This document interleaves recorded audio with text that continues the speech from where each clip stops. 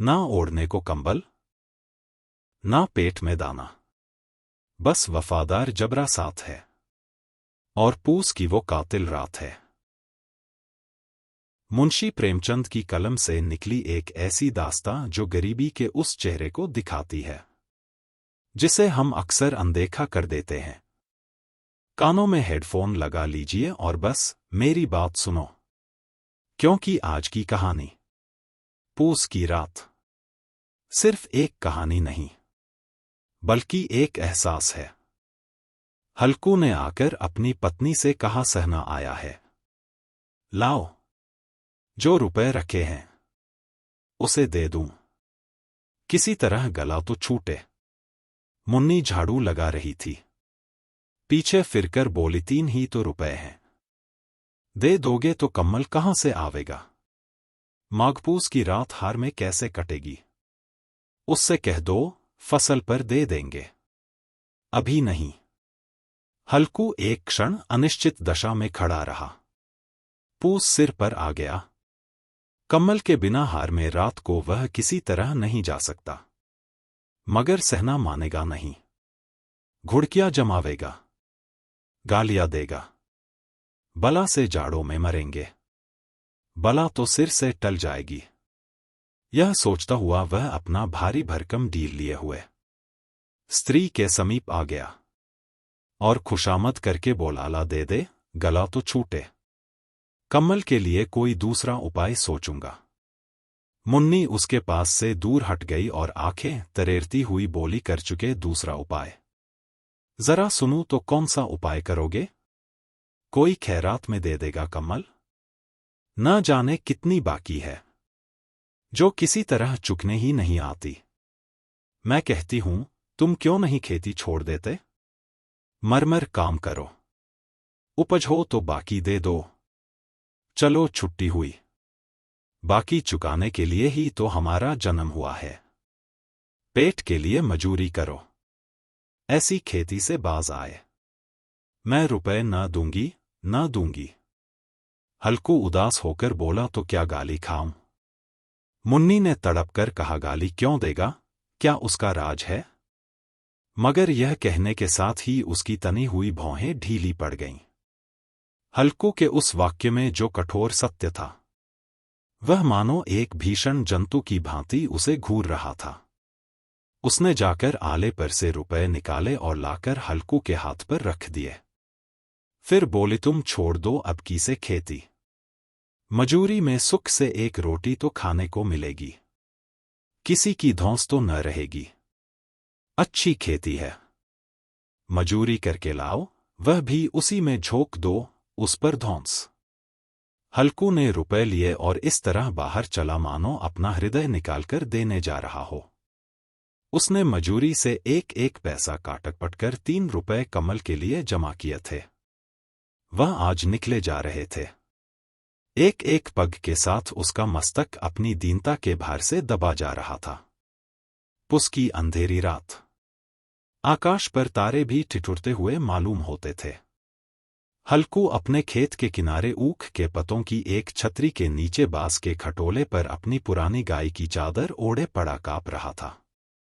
खाट के नीचे उसका संगी कुत्ता जबरा पेट में मुंह डाले सदी से फूंकू कर रहा था। 2 में से एक को भी नींद न आती थी। हल्कू ने घुटनियों को गर्दन में चिपकाते हुए कहा, क्यों जबरा, जाड़ा लगता है? कहता तो था, घर में पुआल पर लेता रह, तो यहां क्या लेने आए थे? अब खाओ ठंड। मैं क्या करूं? जानते थे मैं यहां हलवा पूरी खाने आ रहा हूं।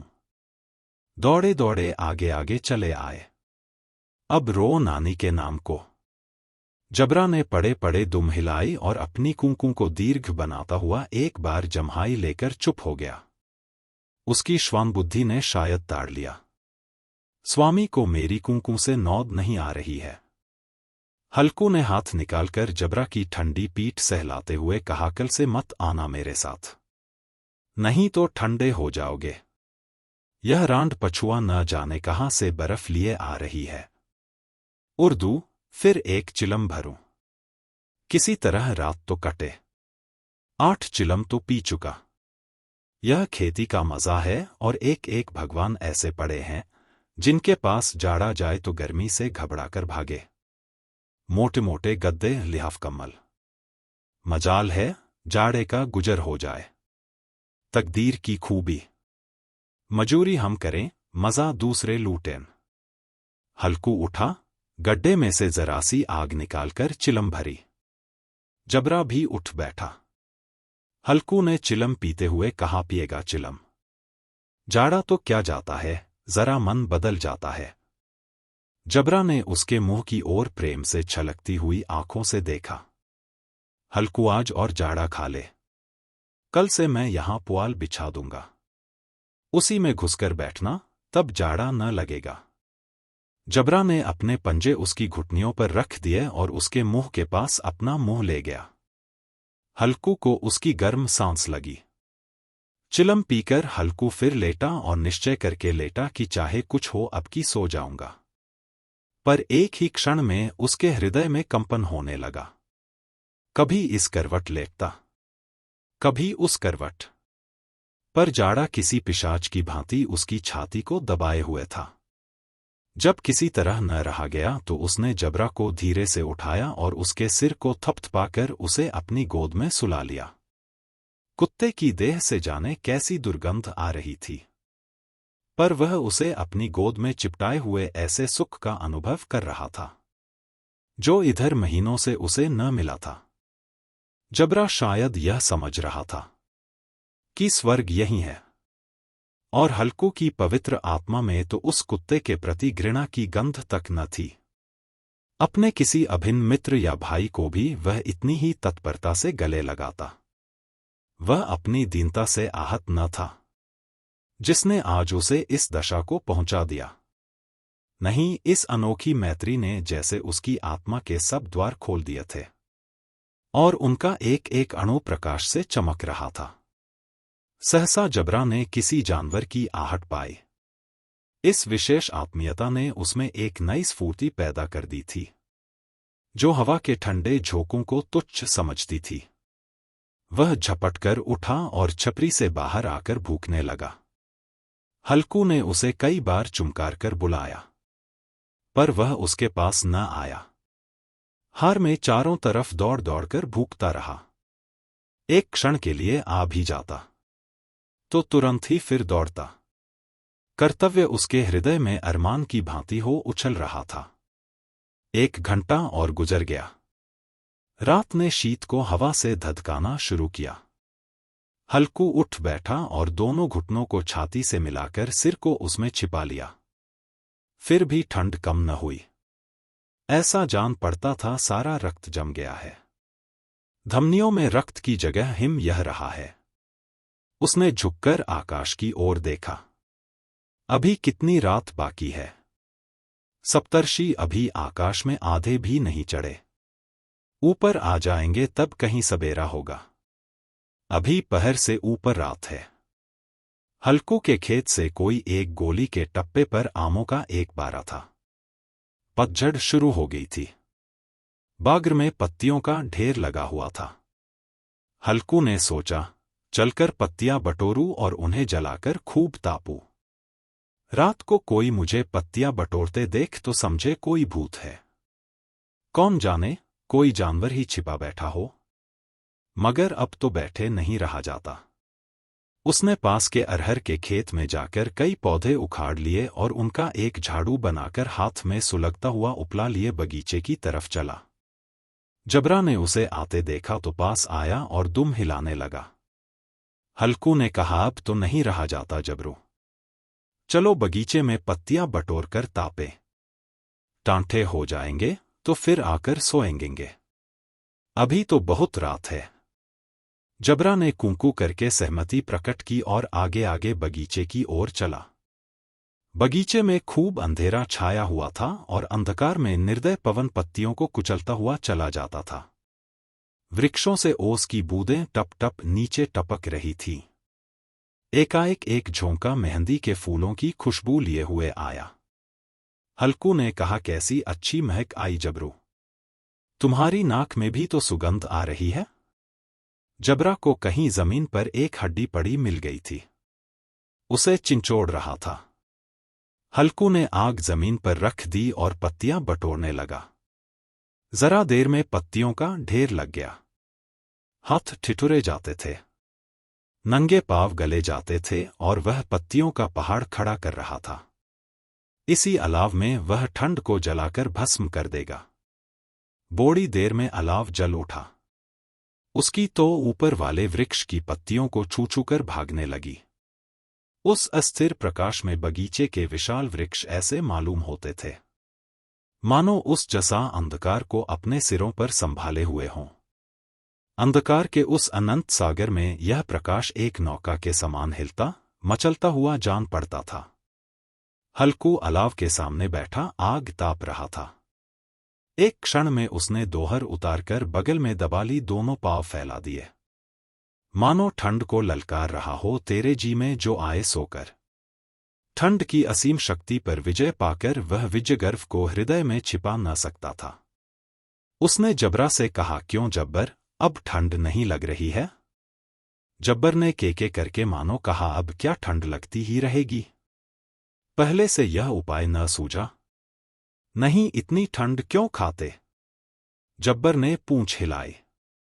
अच्छा आओ, इस अलाव को कूदकर पार करें, देखें कौन निकल जाता है।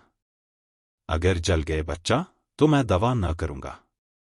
जब्बर ने उस अग्निराशि की ओर कातर नेत्रों से देखा।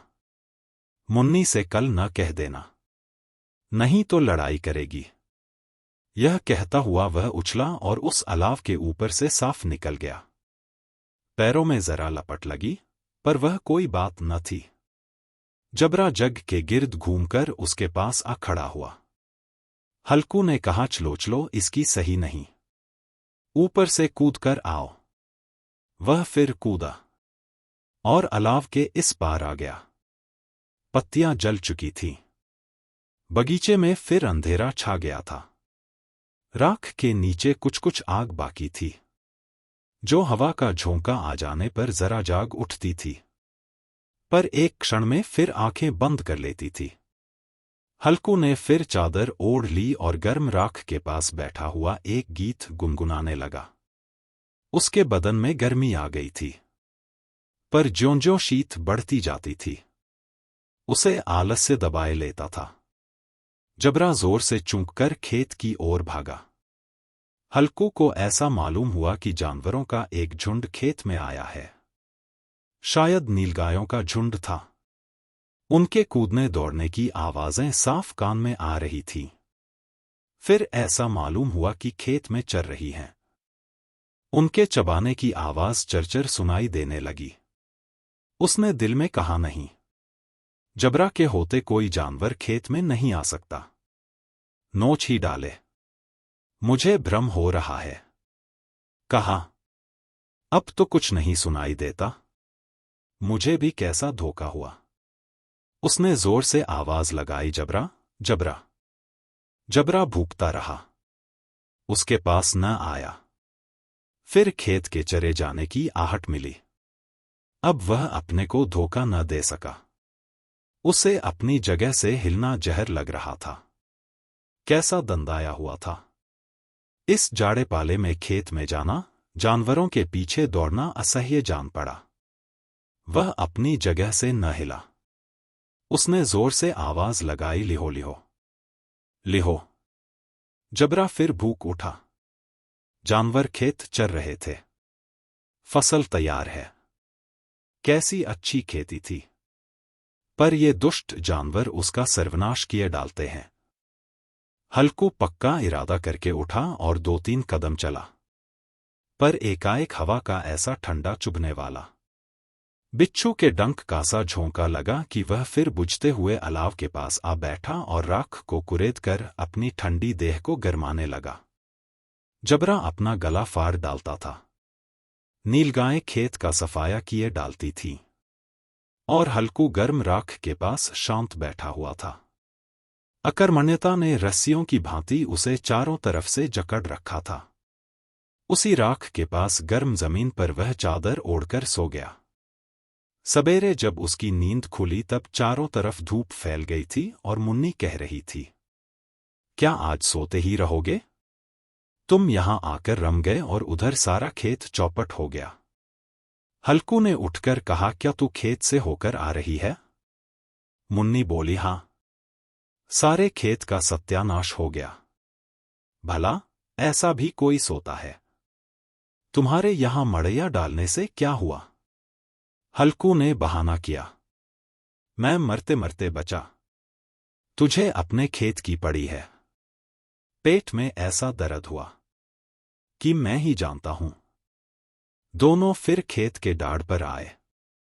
देखा, सारा खेत रौंदा पड़ा हुआ है और जबरा मड़ैया के नीचे चित लेटा है, मानो प्राण ही न हो। दोनों खेत की दशा देख रहे थे। मुन्नी के मुख पर उदासी छाई थी। हल्कू प्रसन्न था। मुन्नी ने चिंतित होकर कहा, अब मजूरी करके मालगुजारी भरनी पड़ेगी। हल्कू ने प्रसन्न मुख से कहा, रात को ठंड में यहां सोना तो न पड़ेगा। कहानी खत्म हुई, पर सवाल बाकी है। हल्कू की वो चैन की नींद सुकून थी या उसकी मजबूरी का आखिरी पड़ाव? मुंशी प्रेमचंद की यह अमर रचना हमें आईना दिखाती है। अगर आपको यह कहानी और मेरा नजरिया पसंद आया तो इस वीडियो को लाइक और शेयर जरूर करें। फिर मिलेंगे एक और अनकही बात के साथ, सिर्फ मेरी बात सुनो पर।